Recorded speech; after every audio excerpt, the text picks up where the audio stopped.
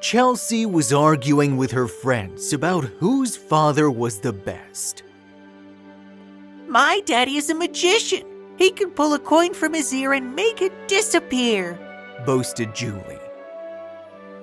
My daddy is a vet.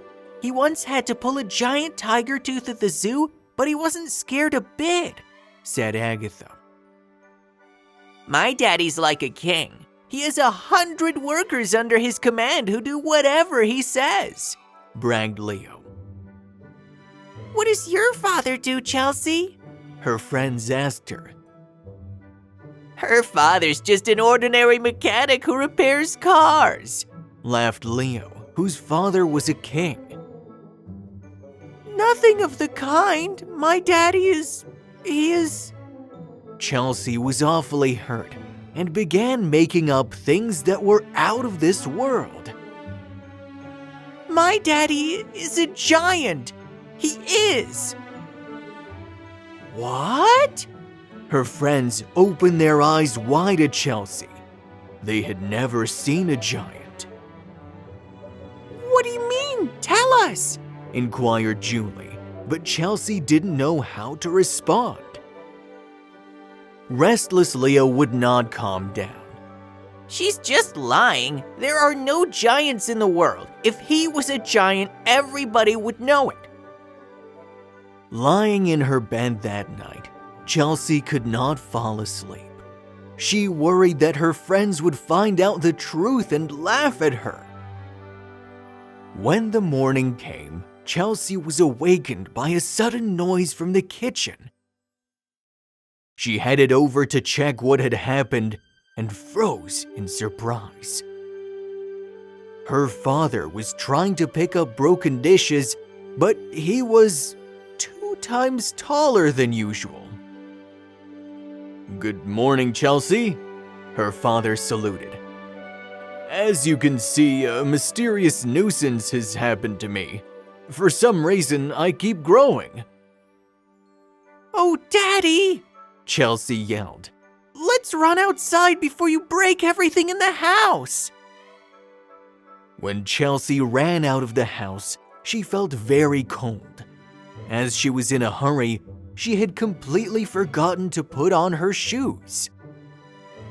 Her father, having grown a little more, placed her on his shoulders. Well, my child, what shall we do now? He asked playfully. Daddy! Chelsea screamed with delight as she was up so high. Let's go for a walk. As they walked along the street, her father grew taller, and the passers-by grumbled while cars passing by honked their horns. What was the poor guy supposed to do? Go out in a field where he wouldn't bother anyone with his monstrous size? Yet, that's just what they did, running around and having fun all the while. But the girl got hungry after a while, and it was no fun for her to play around anymore. Her father, as tall as a tree, gathered some ripe and tasty apples and pears so his daughter could enjoy a snack. Soon, Chelsea began missing her toys that she had left at home. She sighed in sadness. Then, her father saw a tractor, stretched out his hand, and grabbed it carefully. He placed Chelsea into the cabin and drove her around the field as if she was a doll. Vroom, vroom, the father repeated while the girl laughed. It was such fun. Soon enough, Chelsea became bored with this also and felt truly homesick. She asked her father sadly, Daddy, will you stay like this for the rest of time? Can we ever go back home? Don't worry. I'll build a big house and we will live right here. I'll get a job as a lifeguard who saves cats from trees and puts out fires. When the evening came, they stared up at the moon as the father said, Chelsea, would you like me to lift you up in the sky so you can reach the moon? No, Daddy.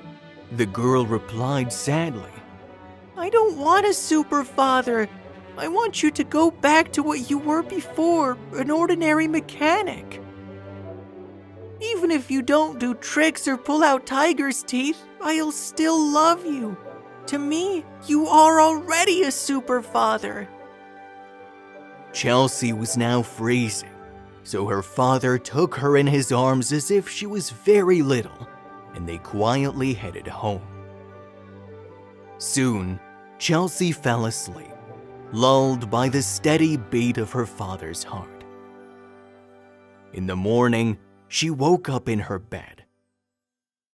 She went downstairs and was very much surprised to see her parents having breakfast as if nothing had happened. The girl's heart beat with joy. Yippee! Exclaimed Chelsea as she rushed to embrace her normal, familiar-looking father. You've become yourself again. You know what? I had an amazing dream, said Chelsea. Everything seems so real. I'll tell you about it later. Chelsea ran outside where her friends were already playing. Well, Chelsea, how about introducing us to your father? Her friends were itching to see a real giant with their very own eyes.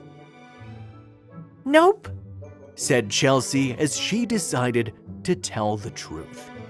In fact, my dad is a mechanic. Yup, he simply repairs cars.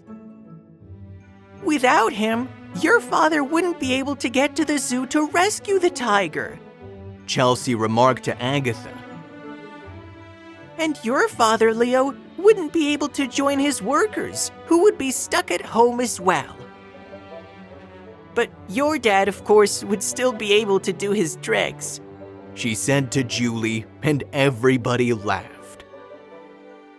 Now so proud of her father, Chelsea truly believed he was extraordinary in his very own way.